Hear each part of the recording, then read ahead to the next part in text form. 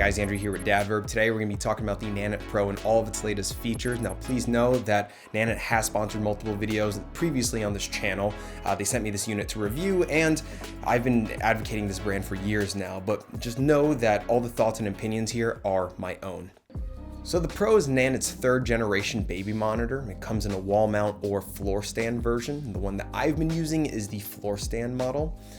Right out the box, we're looking at the camera itself, a 0 to 3 month breathing band, the floor stand, a wall mount and screws, a third leg attachment for the stand, and a power adapter. Now the camera hardware has some new improvements compared to previous generations. First, the body itself has a slimmer profile compared to the Nanit Plus, and now it's equipped with an updated chipset for faster processing, onboard storage, and added security. The internal speakers also got a bump up, and most notably, the camera is now recording at 1080p up from 960p, which now solves like the one issue that I always had with Nanit, and that's just the picture quality. The image is now much sharper than previous generations, and it's on par with options like Cubo AI.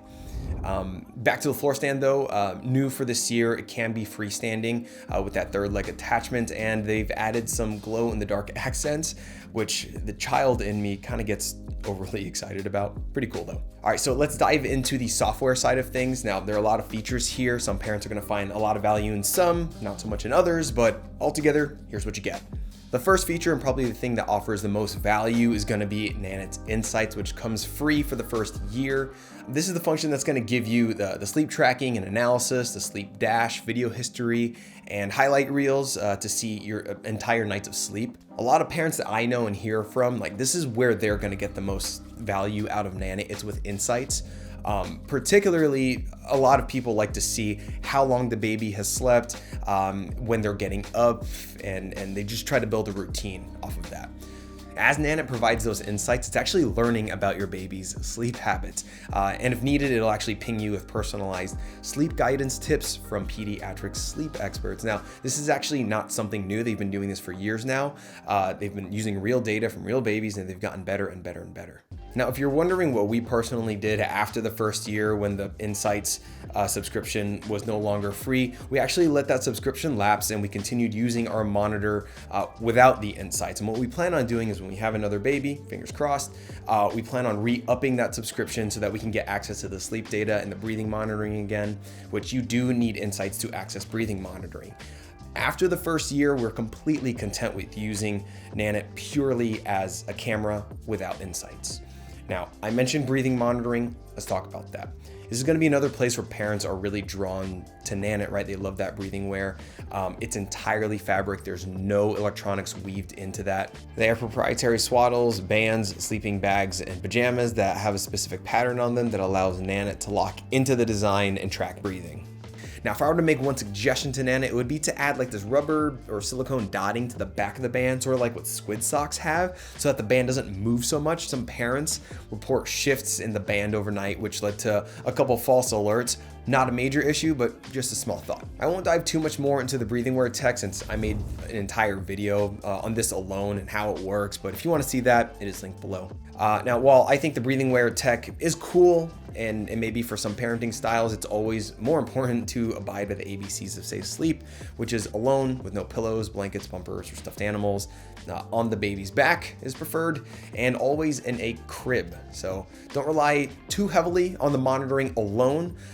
Some of the footage, by the way, does show our son with stuffed animals, which is crib, blankets, or whatever. He's 2, so he's well over that 12-month threshold. But remember to stick with the ABCs for the first year. Now, real fast, let's cover some other features here. We've got motion alerts and sound alerts. You can toggle the sensitivity of this if you're getting too many alerts. Now, I know a lot of parents who like these, but for me, I'll usually just run with the sound alerts or just leave them off altogether. The next feature is gonna be background audio monitoring, and that's the feature that I like more. You can have your phone asleep and still listen for the baby throughout the night. And for me, hearing the baby cry always does a better job at waking me up than the ding alerts from my phone.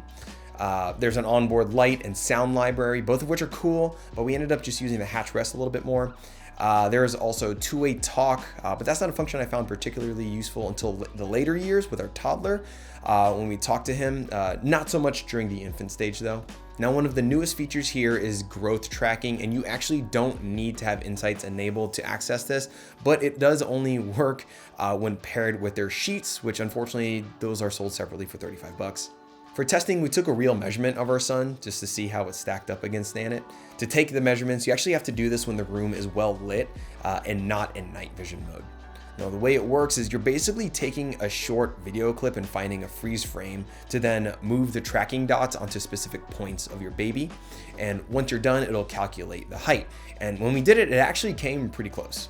Now, by no means is this like a pivotal major feature that parents are definitely going to use, but I mean, I think it does speak to the innovation that Nanit really is trying to provide us as parents, and how they want to offer a holistic view of our baby's development outside of sleep. Now, it's important to know that this is a connected monitor. If you haven't already clued into that, you do need a Wi-Fi connection for this to run smoothly. The advantage here is that you can access the feed from anywhere, and it is compatible with iOS, Android, Kindle Fire, and Echo Show devices. Now, people often ask me, like, can you connect this to a hotspot? And technically the answer is yes, but you're very likely to have some sort of connection issue and maybe even data overages. So I would just stick with Wi-Fi. Now, on that note, if you do lose Wi-Fi for any reason, Nanit will continue to stream the camera's feed to your phone. It'll kick you to what's called local view only mode, where you can still see the baby, but you might have some hiccups in the sleep data, stored video, and breathing monitoring for the period that it is offline. Also, we had some weird temperature readings in that local view. Smart monitors in general, not just Nanit, I'm talking about all smart monitors, they're gonna be susceptible to some kind of connection issue. Everyone that I've tested, there's always something, and I've experienced the least personally with Nanit. Now, as a backup, I always have a cheap sound monitor going on just in case, so I can always hear the baby. That thing never fails. I recommend you get one as well. It's what we also use to travel, because we don't really travel with Nanit or taking on trips or anything like that. But full transparency, there are a handful of parents who have reported a couple issues. For example, with a recent firmware update, some Plus users said that it messed with the camera a bit, and others say that the same firmware rollout solved all the issues that they had before. So I wish I could speak to that more, but I genuinely haven't really had many problems with Nanit, and that's why I've advocated it for so long. I often chat offline with another creator and reviewer. His name is John from a channel called Fathercraft, and he's kind of in the same boat as me. He's had a great experience, and I think he's a massive fan of Nanit. Right, John, is that accurate? Huh? What? Yes. Andrew, hey, what's going on? Yes, I love Nanit. And actually, Nanit happens to be one of my favorite baby monitoring systems. Hey, thanks, man. Well, there you have it. It's not just me. John's had a great experience as well. By the way, John runs a channel called Fathercraft. Go check it out. He's got a lot of great baby tech reviews as well. He's a fellow dad creator out there. Good stuff. So let's wrap this up and let me hit on the buying decision. This monitor is at a premium price point at $299 for the wall mount version and $379 for the floor stand model. And for folks here in the US, all of Nanit's gear is HSA and FSA eligible. I will stand by what I've said in previous videos. I'll say it again. I think Nanit is the best monitoring system out there. I bounce around a lot. I test many monitors. I'm gonna post a Cubo review next week, but I always find myself consistently returning to Nanit as my default monitor of choice. Now, on one hand, you have parents that argue that, not just Nanit, but all smart baby monitors, right? It's a gimmick, right? This stuff is unnecessary. We've been parenting for millennia. Without this stuff, why start now? You're automating parenting and disconnecting from your child. Just get Wise or Infant Optics. Like, valid, I get that.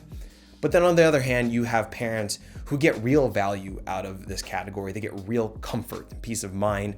They believe this tech is in its infancy, and even though it's not adopted by everyone yet, it still hasn't even reached its full potential and has way more innovation and studying to go. And it can have positive implications on how you can supplement your parenting and even teach you about your child. Personally, I fall into that latter group. I believe in these products. That's why I've reviewed them for coming up on 4 years now, almost 5 years. Do you need it? No, but should you register for it anyway? Yeah, I think you should. It brought me value. I don't know if it's gonna align with your parenting style, but I believe that it can bring you value too. That's all I've got for you guys. If you found this video helpful, hit that like button down there. If you've had any experience with Nanit, please comment your thoughts down below. It's gonna help other parents who are shopping for it. For more videos and reviews for new parents, please consider subscribing to our YouTube channel. Thanks for watching this video and come back for the next one. God bless. Later.